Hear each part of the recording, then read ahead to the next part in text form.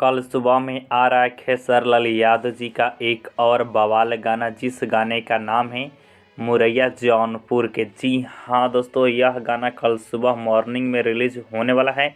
आइए जान लेते हैं इस गाने के बारे में कंप्लीट जानकारी कि सिंगर कौन है, एक्ट्रेस कौन है, गीत किनका है, म्यूज़िक किनका है, कौन सी यूट्यूब चैनल पर कल मॉर्निंग में रिलीज़ किया जाएगा। सभी जानकारी आपको बताते हैं इस वीडियो के माध्यम से, ठीक है।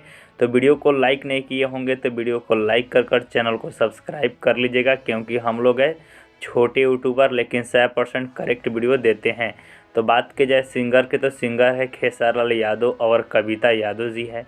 गीत लिखे हैं टुनटुन यादव जी, म्यूजिक दिए हैं आर्या शर्मा जी। अब बात कर लेते जो एक्ट्रेस खेसारीलाल यादव जी के अपोजिट में है, उनका नाम है रानी, जिन्हें आप बहुत सारे एल्बमों में देख चुके होंगे, वहीं रानी जी हैं। अब बात कर लेते हैं इस गाने को कल सुबह में संजय यादव फिल्म्स पर रिलीज़ किया जाएगा, ठीक है दोस्तों। तो मिलते हैं कल सुबह में गाना रिलीज होता है तब।